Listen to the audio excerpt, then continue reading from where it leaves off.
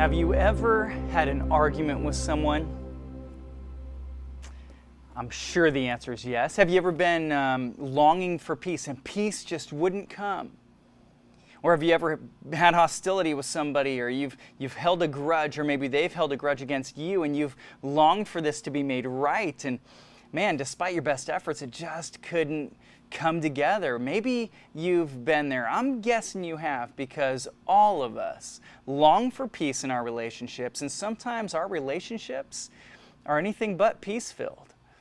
Today I want to look with you at a verse in James that is just a beautiful verse, and it's here in James chapter 3, verse 18. He has these simple words. He says, "Peacemakers who sow in peace reap a harvest of righteousness." Peacemakers who sow in peace reap a harvest of righteousness. Now, we don't always use that language of sowing in peace, but to sow in peace means to scatter seed. That's what it looks like, right? And the only way you get a harvest is if you scatter seed. Sometimes that seed that's scattered, it sprouts up and produces a harvest. Sometimes that seed dies off.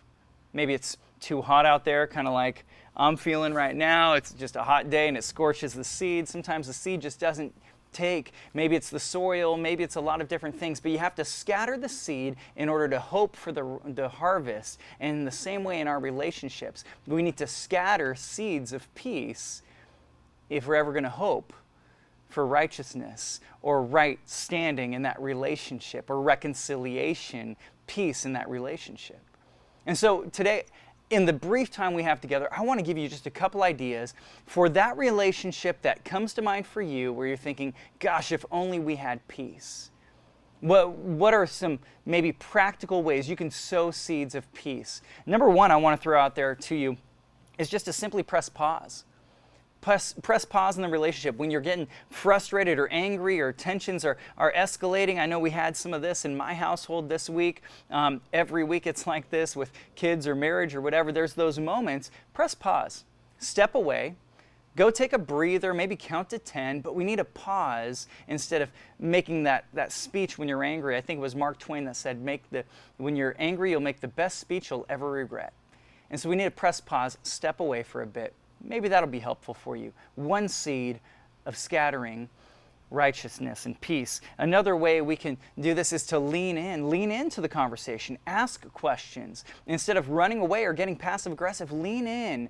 Assume the best in that relationship. Ask them what they might need. Lean in. If somebody sends you a hostile text message, lean in with a phone call. Let them hear your voice. If somebody gives you their voice and they're angry, then say, hey, let's meet up so you can see face to face the love in each other's eyes and the care. Press pause, lean in. Thirdly, listen actively.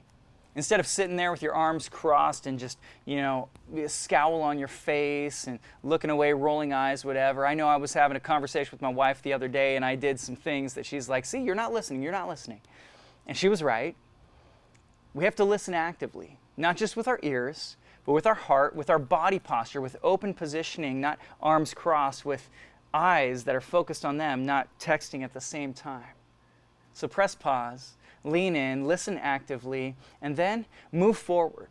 That doesn't mean that you just move on and forget about it, but move forward in the relationship however you can. And sometimes that might just mean that you can't move into the relationship anymore because peace isn't always possible. I love the way the Apostle Paul puts it at one point in Romans chapter 12, verse 18. He says, as far as it depends on you, if it's possible, live at peace. Sometimes it doesn't depend on you. Sometimes it's not possible. But when it is, live at peace. And when it's not, you move forward and you keep on going as you seek to be an instrument and a peacemaker, sowing peace. So may we be peacemakers in our worlds, in our relationships, in our relationships at home as we're stuck inside, in our relationships with those that we encounter at work and in different spheres at school. May you and I be instruments of peace in this world. May we be peacemakers every step of the way. Go, love Jesus this week, and be a peacemaker.